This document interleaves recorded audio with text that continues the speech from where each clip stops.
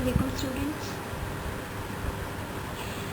आज से हम आर्टिफिशियल इंटेलिजेंस कोर्स में अपना फाइनल टर्म सिलेबस स्टार्ट करेंगे। तो हमारा फर्स्ट टॉपिक है एक्सपर्ट सिस्टम।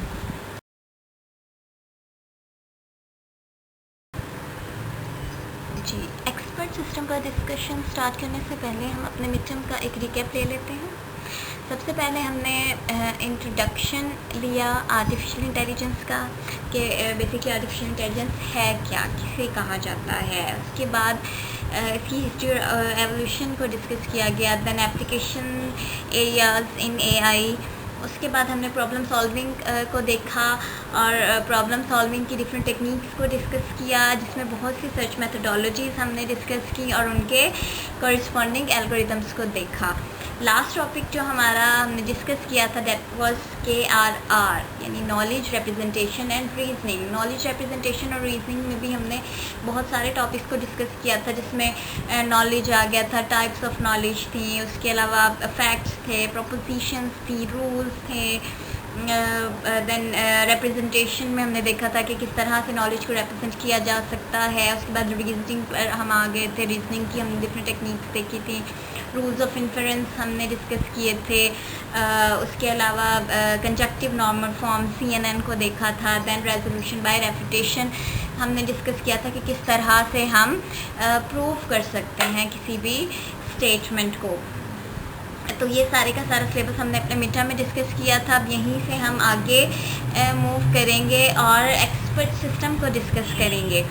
ठीक है, एक्सपर्ट सिस्टम जो है वो प्रीवियसली हमने जितने भी ये टॉपिक्स डिस्कस किए हैं डेफिनेटली इनके साथ रिलेशनशिप है। हम जिस तरह से जैसे जैसे हम कोर्स में आगे बढ़ रहे हैं तो आपने देखा होगा कि हम मज़ीद जो है AI की डेप्थ में जा रहे हैं।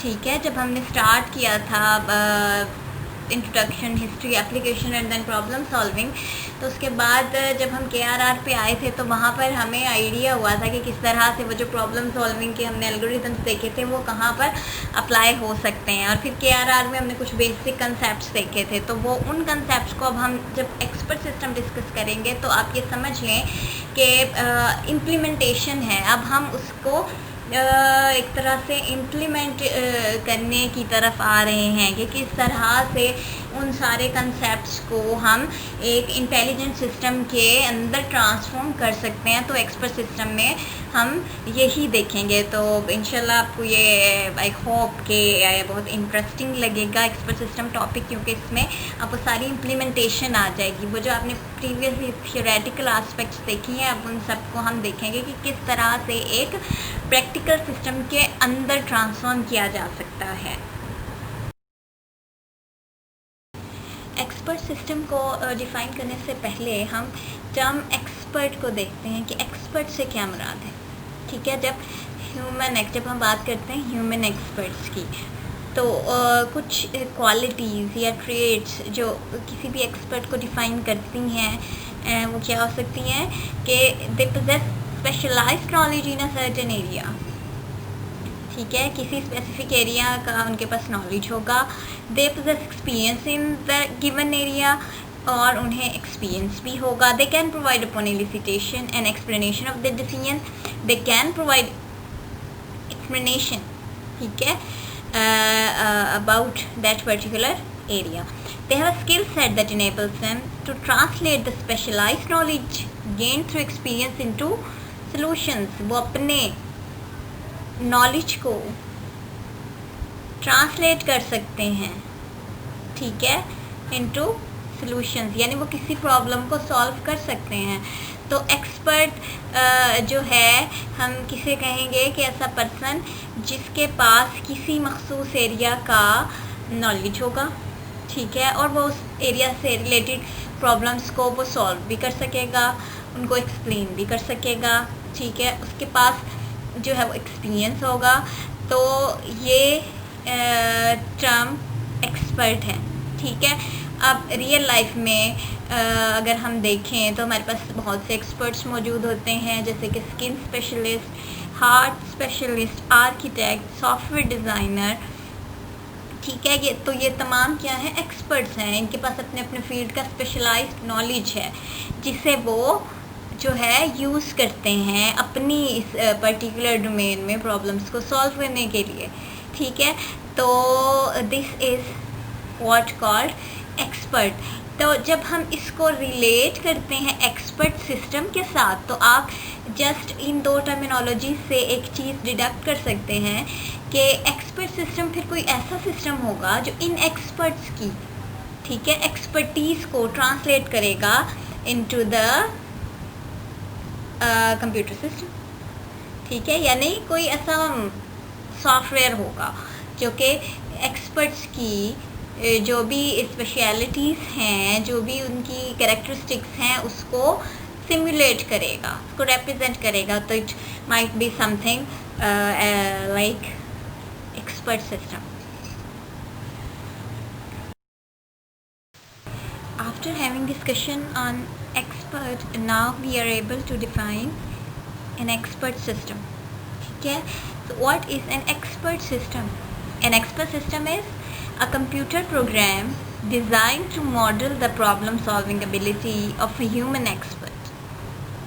ठीक है, जैसे हमने प्रीवियस स्लाइड में भी डिस्कस किया था एक्सपर्ट को, वहाँ मैंने आपको बताया था कि जिस तरह से एक्सपर्ट्स अपने फील्ड में माहिर होते हैं और वो उससे रिलेटेड प्रॉब्लम्स को सॉल्व करते हैं, तो जब हम उससे उन एक्सपर्टीज़ को ट्रांसफॉर्म करेंगे इन अ कंप्यूटर सिस्टम, तो ऐसे सिस्टम को हम कहेंगे एक्सपर्ट सिस्टम। ठीक है, तो एक्सपर्ट सिस्टम बेसिकली एक कंप्यूटर प्रोग्राम है जिसे डिज़ाइन किया जाता है जो प्रॉब्लम सॉल्विंग एबिलिटी किसी भी ह्यूमन एक्सपर्ट की है उसको मॉडल करने के लिए। ठीक है, तो the aspects of a human expert that expert system model are the experts knowledge and reasoning.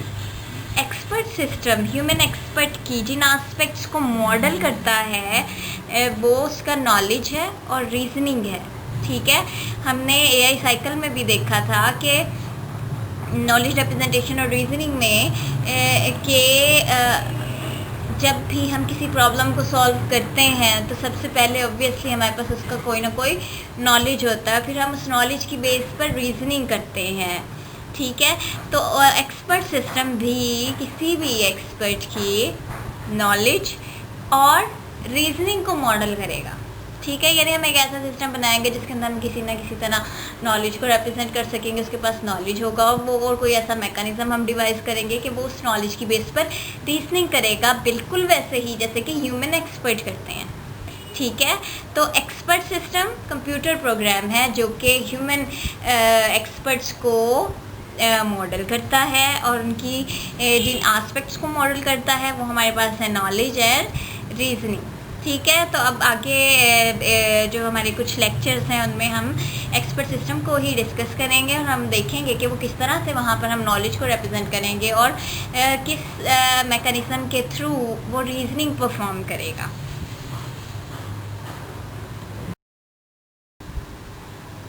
History and evolution. Expert system development start करने से पहले हम थोड़ा सा हिस्टोरिकल पर्सपेक्टिव देख लेते हैं। ठीक है, कि इनिशियली अर्लियर जो है प्रैक्टिकल सिस्टम्स कब आए थे, तो लेट 60s में ये रियलाइज़ किया गया कि प्रॉब्लम सॉल्विंग का जो जनरल फ्रेमवर्क है वो हर तरह की प्रॉब्लम्स को सॉल्व नहीं कर सकता। ठीक है, यानी वो उसका जो स्कोप है वो ब्रॉडर नहीं है। There are some problems which the systems are unable to solve. एक तो ये चीज़ थी। दूसरा ये कि ये भी ऑब्ज़र्व किया गया कि जो सिस्टम वेल फोकस्ड प्रॉब्लम्स के लिए डिज़ाइन किए जाते हैं वो जेनेरिक सिस्टम्स की बनिस्बत ज़्यादा सक्सेसफुल हैं। ठीक है, यानी वजह ऐसी है कि आप एक जनरल प्रॉब्लम को सॉल्व कर लें, जेनेरिकली आप किसी डोमेन को मल्टीपल डोमेन्स को उठाएं और एक सॉफ्टवेयर सिस्टम बना दें, तो that will not be that helpful. अगर बजाय इसके कि आप स्पेसिफ़िकली एक डोमेन को उठाएं, उसके ऊपर काम करें, सिस्टम बनाएं, तो वो ज़्यादा हेल्पफुल होगा। वो आपकी प्रॉब्लम को ज़्यादा आप कह सकते हैं कि बेहतर अंदाज में सॉल्व कर सकेगा। तो एक्सपर्ट सिस्टम डेवलपमेंट के बिहाइंड एक ये थॉट थी कि आप जैसे कि जेनेरिकली प्रॉब्लम सॉल्विंग परफॉर्म करें, आप स्पेसिफिक डोमेन्स को उठाएं और उनके ऊपर काम करें, ठीक है। वहाँ से एक्सपर्ट्स लें, एक्सपर्ट्स की एक्सपर्टीज़ को आप मॉडल करें इनटू अ प्रैक्टिकल सिस्टम।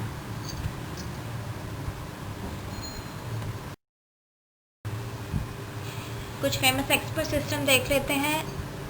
डेंड्रल, जो कि पाइनियर एआई सिस्टम है, 1960s में ये डेवलप किया गया स्टैनफोर्ड में नासा के मार्शियन सॉइल एनालिसिस मिशन के लिए। इसके अलावा मिड 70s में सिस्टम डेवलप किया गया दैट वाज कॉल्ड माइसिन। माइसिन का काम था कि इसने एक पर्टिकुलर ब्लड डिजीज़ को डायग्नोस करना था, उसके ट्रीटमेंट को सजेस्ट करना था, तो ये मेडिकल डोमेन के लिए सिस्टम बनाया गया था। मज़ीद आप हिस्ट्री एंड एवोल्यूशन की और एआई सिस्टम्स की डिटेल सेल्फ स्टडी करेंगे अपने हैंड आउट से। अगर कोई इशू हो तो आप डिस्कस कर सकते हैं। जी, let's perform a comparison of human expert and expert system. क्या है, कुछ मेजर्स की बेस पर हम ह्यूमन एक्सपर्ट और एक्सपर्ट सिस्टम को कंपेयर करेंगे। तो सबसे पहला जो है हमारे पास मेजर दैट इज़ अवेलेबिलिटी। तो जब अवेलेबिलिटी की बात आती है तो उसमें ह्यूमन एक्सपर्ट की अवेलेबिलिटी लिमिटेड है। ऑब्वियसली वो एक पर्सन है, वो माइट भी आज एक सिटी में अवेलेबल है, कल कहीं और अवेलेबल हो, या उसका जो टाइम स्पैन है अवेलेबिलिटी का दैट इज़ लिमिटेड। अब आ जाते हैं एक्सपर्ट सिस्टम के ऊपर। तो expert system are always available, क्योंकि वो एक सॉफ्टवेयर सिस्टम है, वो हर वक्त और हर जगह अवेलेबल होगा। जहां आपको उसकी ज़रूरत है आप उसे इंस्टॉल करें, ठीक है, तो it will be available there. Second जो इशू है हमारे पास दैट इज़ जियोग्राफिक लोकेशन, ठीक है, लोकेशन वाइज। तो जो ह्यूमन एक्सपर्ट हैं वो लोकली अवेलेबल होते हैं। जाहिर है वो किसी एक जगह पर ही हो सकता है, एक टाइम में मल्टीपल जगहों पर वो पर्सन अवेलेबल नहीं होगा, जबकि expert system are available everywhere, ठीक है। आप जहाँ चाहें, जिस जगह पर आपको उसकी ज़रूरत है, वो सिस्टम आपके पास अवेलेबल होगा। Then the third issue is safety considerations. तो human experts are irreplaceable, person जो है वो इरिप्लेसेबल है। अगर खुदा ना खास्ता किसी को कोई इशू हो जाता है तो आप उसकी जगह उसे रिप्लेस नहीं कर सकते। हर पर्सन की अपनी एक्सपर्टीज़ होती हैं, तो ह्यूमन एक्सपर्ट्स आर इरिप्लेसेबल, जबकि expert system can be replaced. एक सिस्टम को कोई इशू हो गया तो आप इन्हेंस कर लेंगे। Durability depends on individual, human expert depends on individual, ठीक है। कब तक वो वर्किंग में रहता है, कब तक उसकी यहाँ पर वो लाइफ का भी आ जाएगा कि उसकी कब तक उसकी ज़िंदगी है। मज़ीद ये कि कब तक वो एक्टिव है, तब तक ही वो काम कर सकता है। खुदा ना खास्ता किसी को कोई इशू हो जाता है तो you can not gate further benefit from that expert. जबकि एक्सपर्ट सिस्टम नॉन पेरिशेबल हैं, ये आपके पास अवेलेबल रहेंगे। परफॉर्मेंस ह्यूमन एक्सपर्ट की वेरिएबल है, ठीक है। एक इंसान है, वो हो सकता है एक टाइम में उसकी प्रोडक्टिविटी ज़्यादा हो, सेकंड नेक्स्ट टाइम कोई किसी इशू की वजह से, कोई मेडिकल इशू की वजह से या एनी अदर स्ट्रेस की वजह से उसकी जो परफॉर्मेंस है वो डिक्रीज़ भी हो सकती है, कभी भी कंसिस्टेंट नहीं होगी। जबकि एक्सपर्ट सिस्टम की बात आएगी तो उसकी परफॉर्मेंस हमेशा कंसिस्टेंट होगी और हाई होगी। स्पीड ह्यूमन एक्सपर्ट की वेरिएबल है। At a particular time will be working speedily, on the other time might be slow, जबकि एक्सपर्ट सिस्टम की हमेशा स्पीड हाई होगी। कोस्ट ह्यूमन एक्सपर्ट्स की हाई होती है, क्योंकि एक पर्टिकुलर जो है सपोज डिजीज़ है तो उसके बहुत कम एक्सपर्ट्स अवेलेबल होते हैं, जबकि एक्सपर्ट सिस्टम जो है वो तो आप उसको रिप्लेस कर सकते हैं, ठीक है। वो ह्यूमन एक्सपर्ट की तमाम एक्सपर्टीज़ को परफॉर्म कर सकता है, तो यू कैन रिप्लेस। तो कॉस्ट उसकी हाई होती है, लो होती है। एक्सपर्ट सिस्टम की कॉस्ट लो होती है, जबकि ह्यूमन एक्सपर्ट की कॉस्ट हाई है। लर्निंग एबिलिटी ह्यूमन एक्सपर्ट की वेरिएबल और हाई है, डिपेंड्स अपॉन इंडिविजुअल, ठीक है। जबकि एक्सपर्ट सिस्टम की लर्निंग एबिलिटी हाई है। Explanation variable exact, human expert जो है वो वेरिएबल एक्सप्लेनेशन देगा किसी भी चीज़ की, जबकि एक्सपर्ट सिस्टम जो है वो उसकी एक्सप्लेनेशन हमेशा एग्जैक्ट होगी। तो ये कंपैरिजन था एक्सपर्ट सिस्टम और ह्यूमन एक्सपर्ट का। कुछ इश्यूज़ की बेस पर हमने देखा कि एक्सपर्ट सिस्टम हर लिहाज से ह्यूमन एक्सपर्ट से ज़्यादा बेनिफिशियल है, क्योंकि वो एक कंप्यूटर सिस्टम है, वो हमेशा एक्यूरेट रहेगा, उसके रिजल्ट हमेशा कंसिस्टेंट होंगे।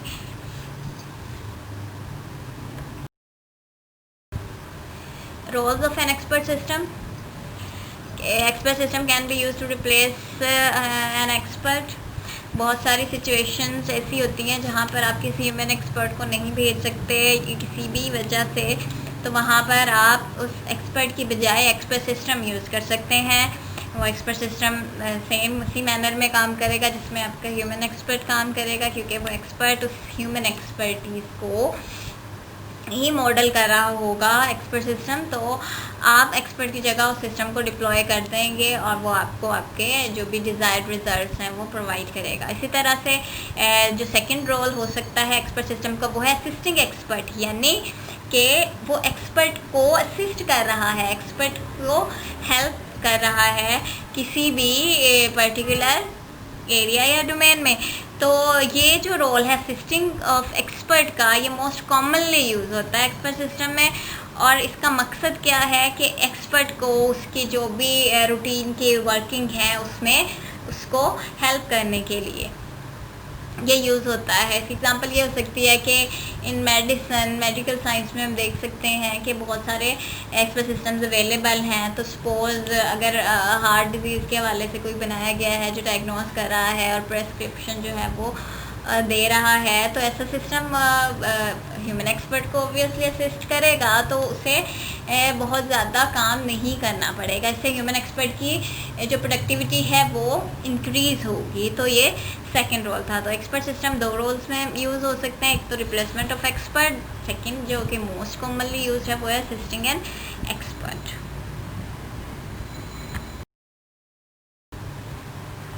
जी कुछ areas and sort of applications जहाँ पर एक्सपर्ट सिस्टम यूज़ हो रहे हैं, ये कंट्रोल एप्लीकेशंस में यूज़ होते हैं। उसके अलावा डिज़ाइन में diagnosis and prescription, instructions and simulation, interpretation, planning and prediction. तो ये कुछ एरियाज़ है जहाँ पर एक्सपर्ट सिस्टम यूज़ होते हैं। इनकी डिटेल आप अपने हैंड आउट से सेल्फ स्टडी करेंगे।